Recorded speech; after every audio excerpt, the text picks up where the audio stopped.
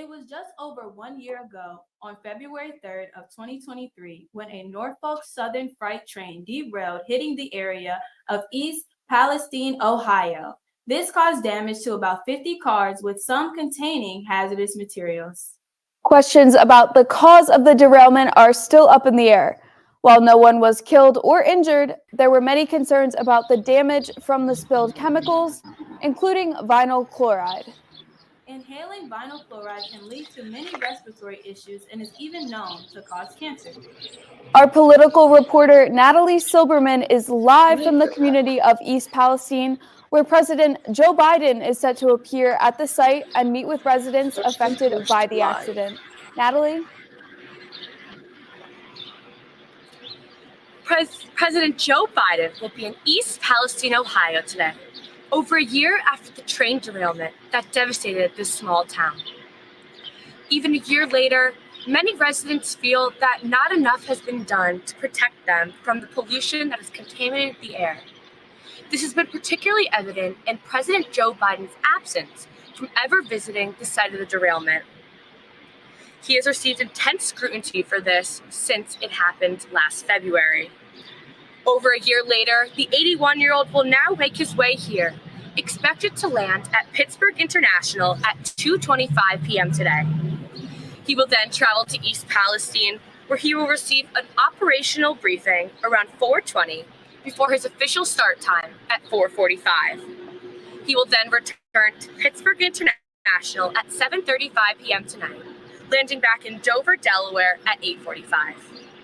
Biden was invited to East Palestine by Mayor Trent Conway, as well as other community leaders.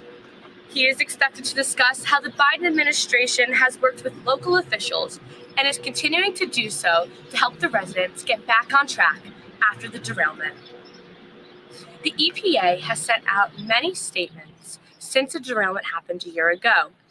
According to the EPA, normal operations of the wastewater treatment plant resumed 2 weeks ago after the plant was temporarily shut down due to maintenance, worker safety, operational adjustments. Winterization of the on-site hazardous wastewater treatment system is complete. Since the derailment last February, the EPA has sent out numerous statements like this one.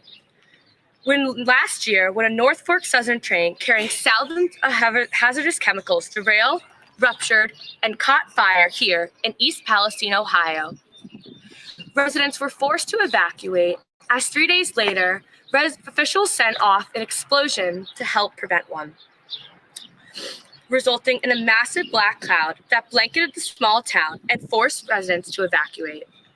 On February 8th, community members were given the all clear to return to their homes.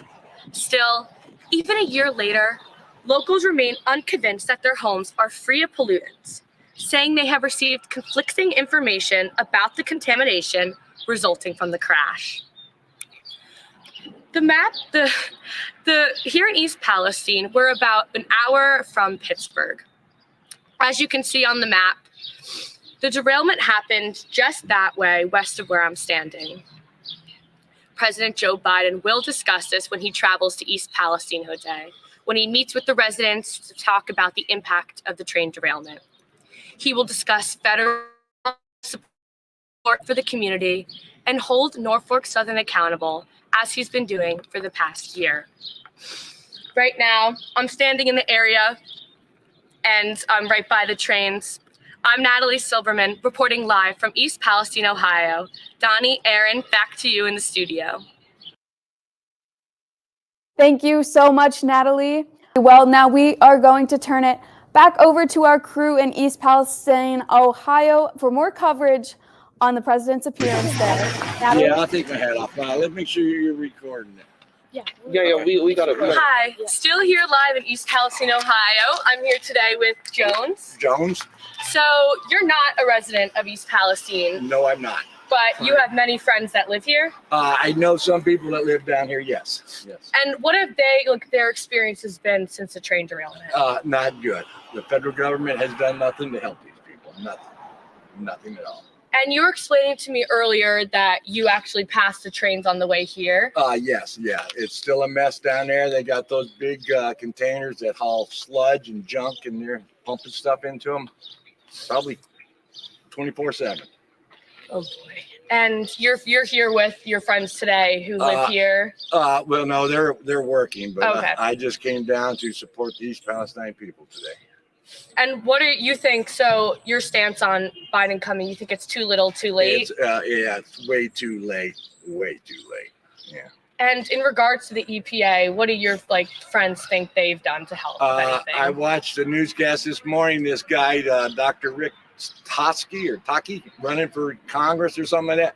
He says the EPA's lying because he's kicked up dirt in the creek down here, and you can still see chemical, different colors in the water.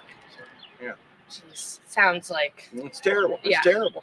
not sounding great. Well, thank you so much for Thank joining you. us today, Jones. Well, really, really appreciate it. Thank you very much. Yes, Y'all thank have you. a safe trip back You to too. Pittsburgh. Thank you. Bye-bye.